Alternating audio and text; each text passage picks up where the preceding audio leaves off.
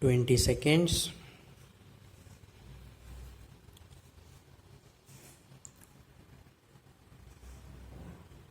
Be ready. 10 seconds.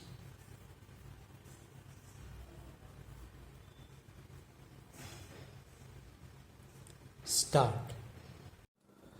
Madam Deputy Chairman, I rise to support the bill which has been moved by the Honorable Minister of State in the Ministry of Home Affairs. This bill incorporates certain sentiments which the country holds so dear as far as the office of President is concerned, and also incorporates the faith of the people in themselves that when they will elect a president, the person who would be occupying the high post would be a person who would have not only the love and affection of the people but would be, as the Honorable Minister pointed out, a dedicated politician whose whole life is dedicated to the service of the nation before he became the president. During his occupation of the office of president and even after he retired from that office. It is this confidence that the people in themselves and the high love and affection which they hold for this office which have resulted in this particular bill being considered by the House at the present moment.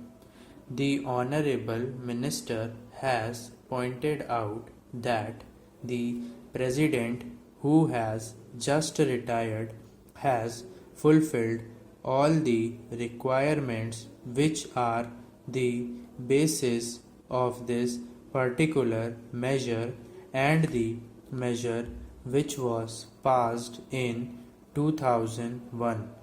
I wish that he had mentioned the last Governor General also, to whom both the measures apply. Whether we may agree or may not agree with the last Governor General on some of the political views that he holds, there can be no two opinions that the last Governor General was also an illustrious son and is an illustrious son of this country and deserves all the consideration, all the love, and all the respect of the country which are being incorporated in the present measure and were incorporated in the 2001 Act. While therefore fully supporting the measure which is now before the House, I would like certain clarifications regarding the rules that are going to be made for giving effect to the provisions which have been incorporated in the present bill. In the statement of objects and reasons, we are told that a person holding the high office of President has, even after retirement, many public calls on him, and it is therefore considered desirable to provide him with secretarial staff. it is further stated that the bill provides for a staff which may be engaged for the President. Staff might be appointed for him and office space might be provided for him.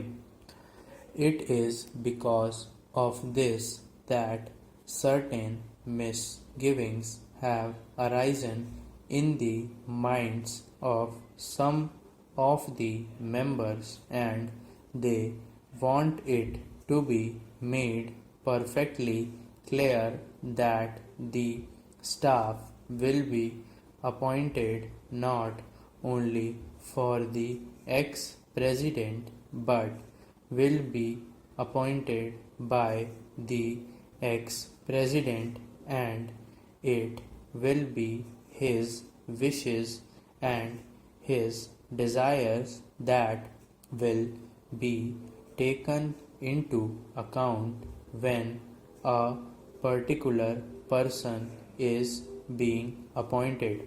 Also, regarding the office which is engaged for him, his wishes should be taken into account so that he knows what would be a convenient place for him and he may try to get that place.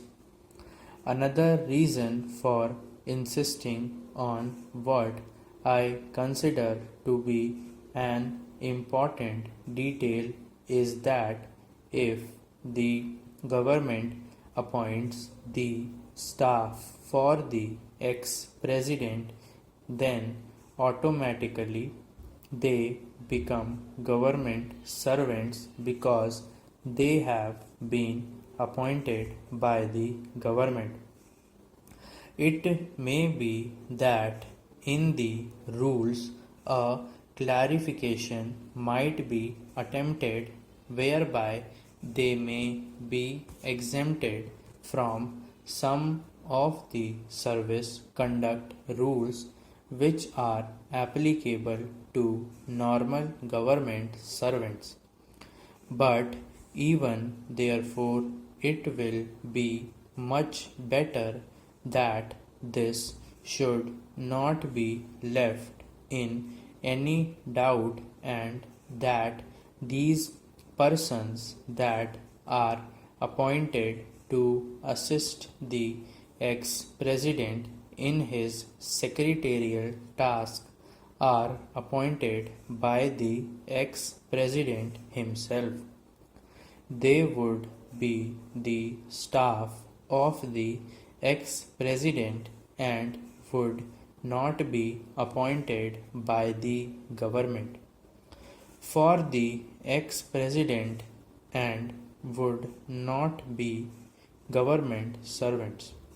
This point ought to be made quite clear so that the ex-president has got all the right of determining the service conditions of the people appointed by him, of course subject to the overall limit which has been provided and to my mind rightly provided in the bill.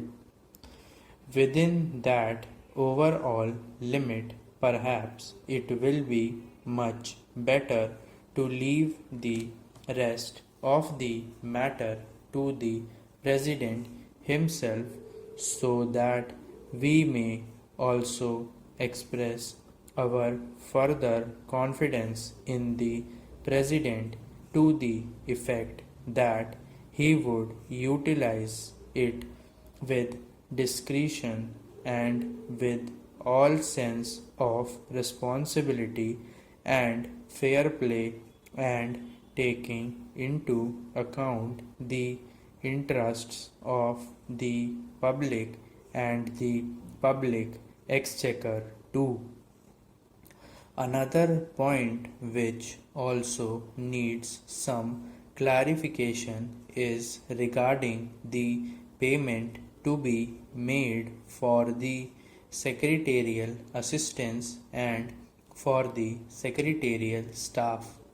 Normally, government rules require that whenever any such demand is made on the public exchequer or on the consolidated fund of India, a certain formality has to be gone through, and that formality of accounting has to be in a prescribed form.